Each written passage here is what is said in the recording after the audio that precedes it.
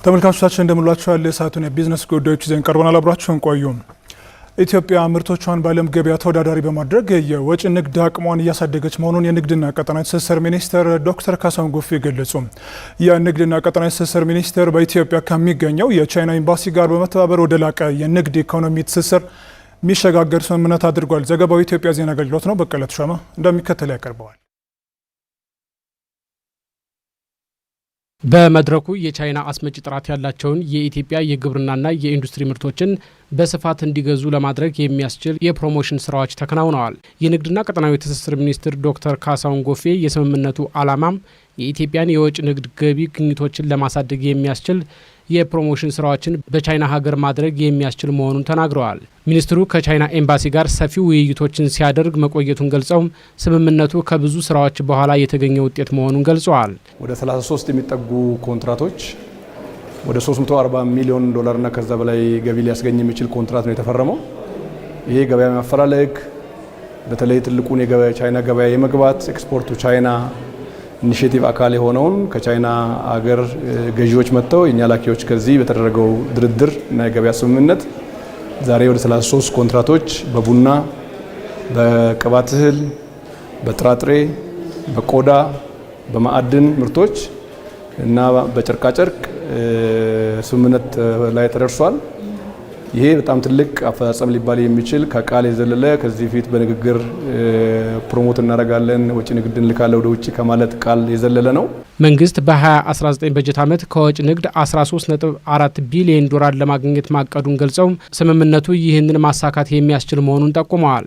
የኢትዮጵያ ምርቶችን በዓለም ገበያ የሚያስተዋውቅና ተወዳዳሪነታቸውን በማሳደግ የተያያዘውን ውጥን የሚያሳካ መሆኑን አመላክተዋል። በዋናነት የኢትዮጵያ ወጪ ንግድ 2018 11.2 ቢሊዮን ዶላር የደረሰ ቢሆንም በ2019 በጀት ዓመት የያዝነው 13.4 ቢሊዮን ዶላር እና ከዛ በላይ ነው። ያን ለማሳካት የሚያስችል የገበያ እድል ፍለጋ የፕሮሞሽን ስራ የኛ ምርቶች የማስተዋወቅ እና በዓለም ገበያ ተወዳዳሪ እንዲሆኑ የማድረግ ውጥን አካል ነው። በጣም ትልቅ አፈጻጸምና ውጤት የተገኘበት ነው። 340 ሚሊዮን ዶላር ማለት ቀላል ገበያ አይደለም። ይህንን የማስፋት የማጥለቅ ስራዎች በሚቀጥሉት ጊዜያት በስፋት የሚከናወኑ ነው የሚሆነው። በኢትዮጵያ የቻይና አምባሳደር ቸን ሃይ በበኩላቸው የስምምነቱ ዓላማም ለሁሉም የወጪ ንግድ ትልቅ ገበያ ማግኘት ነው ብለዋል። ስምምነቱ ቻይና ከአፍሪካና ከኢትዮጵያ ጋር የዜሮ ታሪፍ ፖሊሲ ከተቀበለችና መተግበር ከጀመረች ወዲህ የተወሰደ ወሳኝ እርምጃ መሆኑንም ጠቁመዋል። ዋናው ጭብጥ ለሁሉም የውጭ ንግድ ትልቅ ገበያ ማግኘት ነው። ቻይና በከፍተኛ ፍጥነት በማደግ ላይ ትገኛለች። የኢትዮጵያ እጅግ አያሌ ምርቶችና የበለጸጉ ተፈጥሯዊ ሀብቶችም እንዲሁ በፍጥነት በማደግ ላይ ናቸው። ስለዚህ በሁለቱ ገበያዎቻችንና ምርቶቻችን መካከል ያለው ትስስር የሁለቱን ሀገራት እድገት ለማፋጠን በጣም አስፈላጊ ነው። በመሆኑም ለማንኛውም አይነት የላቀ ጥራት ላላቸው የኢትዮጵያ ምርቶችን ወደ ቻይና ለመላክ ስምምነቶችን እያደረግን እንገኛለን። For all kinds of Ethiopian excellent commodities.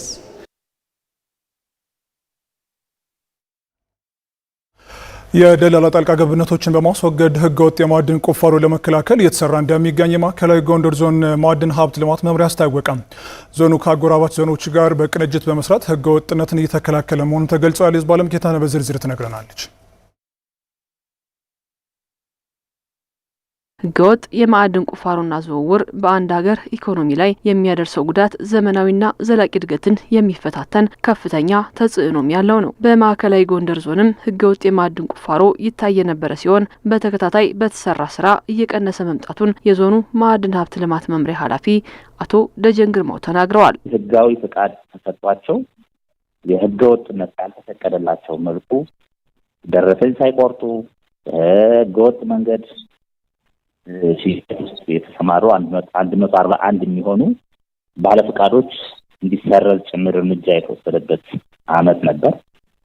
በህገ ወጥ የነበሩ ደግሞ ወደ 105 የሚሆኑ ግለሰቦች ወደ ህጋዊ አሰራር ወደ ፍቃድ አወጣው ደረሰኝ ወስደው ሮያሊቲም ሌሎች የቁርጥ ዋጋዎችንም በህግ አግባብ እንዲሰሩ የተደረገበት ነበር። በኢንተርፕራይዝ ደረጃ 20 የሚሆኑ ኢንተርፕራይዞች ወደ ህጋዊ የማዕድን ዘርፍ ልማት ውስጥ እንዲገቡ ጥረት ተደርጓል። ዞኑ ከአጎራባች ዞኖች ጋር ጭምር ተከታታይ ስራ በመስራት ህገወጥ የማዕድን ማውጣትና ዝውውር ላይ ለውጥ እንዲመጣ መደረጉን አቶ ደጀን ተናግረዋል።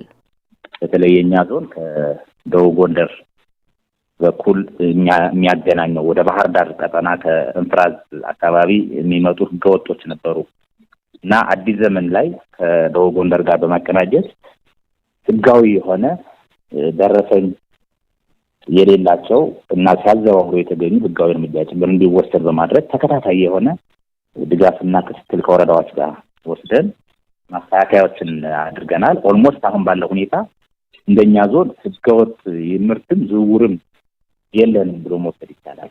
በተለይም የአሸዋና ድንጋይ ማዕድናት ላይ ችግሩ በስፋት ይታይ የነበረ መሆኑን የተናገሩት አቶ ደጀን እነዚህ ላይ ይታዩ የነበሩ የደላላ ጣልቃ ገብነቶችን እንዲወገዱ በማድረግ ህገወጥነትን የመከላከል ስራ ተሰርቷል ነው ያሉት። የከበሩ ማዕድናት በከፊል የከበሩ ማዕድናት የብረት ማዕድናት ብዙ በጥናት አልቀው ወደ ስራ ወደ ምርት የገቡበት ሁኔታ ስለሌለ የአሸዋና ድንጋይ ሀብት ላይ ነው በብዛት በተለይ አሸዋ ሀብት አንደኛው በደላላ በኩል ህገወጥነቶች ነበሩ። እሱን ተነጋግረን የማስተካከል ስራ ሰርተናል። ሁለተኛ ፍቃድ ሳይኖረው ዝም ብሎ